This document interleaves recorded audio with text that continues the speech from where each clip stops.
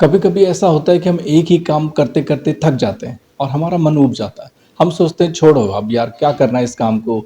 इतने समय से तो इस काम को ट्राई कर रहा हूँ, अभी तक तो सक्सेस मिली नहीं, तो अभी क्या मतलब है आगे और करने। होता है ना ऐसा। बहुत बार ऐसा होता है कि हमारे फ्रेंड्स, हमारे रिलेटिव्स या बहुत सारे XYZ लोग जिनके हम संपर्क में होते हैं वो भी ऐसा करते हैं कि भाई अब ये काम हो नहीं रहा है तो अब छोड़ दो इसको, क्योंकि जब ये काम बार बार करने से भी नहीं हो रहा है तो जाने दो।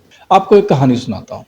ये उस समय की कहानी है जिस समय किसान सिर्फ वर्षा आधारित खेती किया करते थे और कुएं और तालाब और नदी नहरें बहुत सीमित, बहुत ही कम क्षेत्र में या बहुत ही कम जगह पर उपलब्ध हुआ करती थी। तो ऐसा एक मध्यवर्ती इलाका था जो नदी से काफी दूर था, बहुत दूर था, जहां पे कोई तालाब भी नहीं था। तो ऐसे एक गांव में दो किसान रहते थे। उन्होंने सोचा कि अब जब बारिश आती है उसी समय खेती होती है, क्योंकि बिना पानी के तो खेती हो नहीं सकती। तो वो किसी एक वृद्ध व्यक्ति के पास, एक बुजुर्ग व्यक्ति के पास गए और उन्होंने पूछा कि भाई हम साल भर में एक ही फसल ले पाते हैं जिस समय बारिश आ पाती है या ठंड के मौसम में। तो हम साल भर खेती कर सकें, इसका कोई उपाय है कि अगर हम साल भर खेती कर सकेंगे तो हमारी ज़्यादा फसल होगी, हम सब्जियां उगा सकेंगे, फल उगा सकेंगे, उसको बेचेंगे तो उससे हमारी गरीबी दूर हो जाएगी, हम आर्थिक रूप से समृद्ध हो जाएंगे। ठीक सोच रहे थे किसान।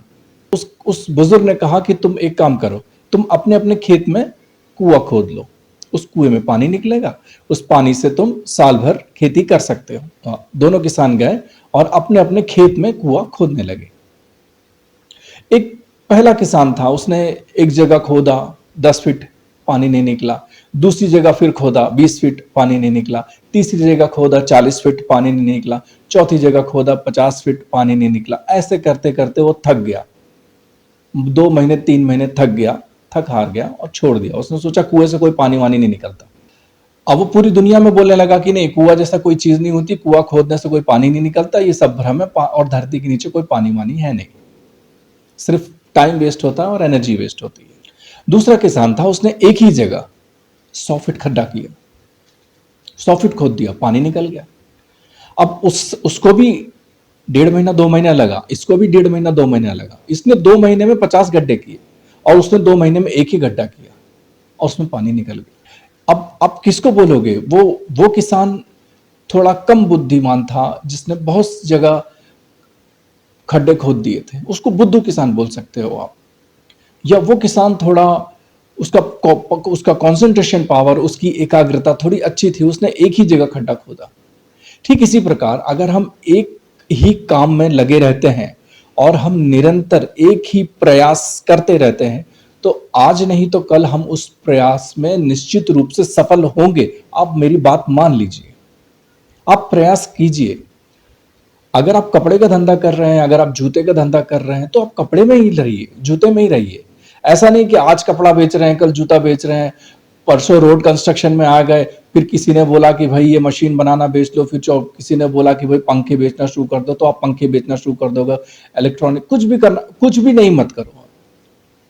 आप 3 महीने एक काम करते हो, 6 महीने एक काम करते हो, एक साल आपने एक काम किया, दूसरा साल दूसरा काम किया।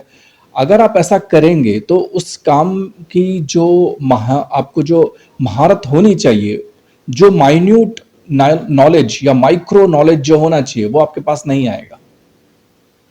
और वो माइक्रो नॉलेज जब तक नहीं आएगा तब आप कुएं में पानी नहीं निकलेगा, तब तक आप सक्सेसफुल नहीं हो पाएंगे।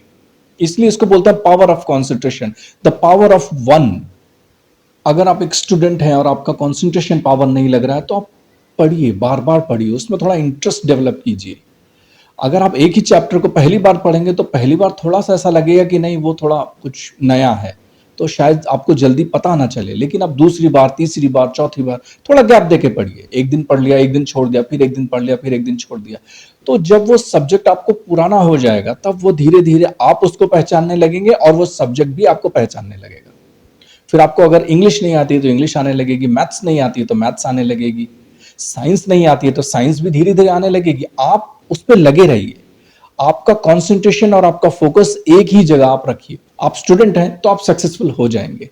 अगर आप कोई जॉब करते हैं तो आप जॉब कीजिए, आप जिस कंपनी में उस कंपनी में लगे रहिए, ईमानदारी से, अपनी निष्ठा से काम कीजिए, काम और अच्छे से समझिए और करते रहिए, आप सक्सेसफुल हो जाएँगे। Power of concentration, power of focus 100% मिलता है। धन्यवाद।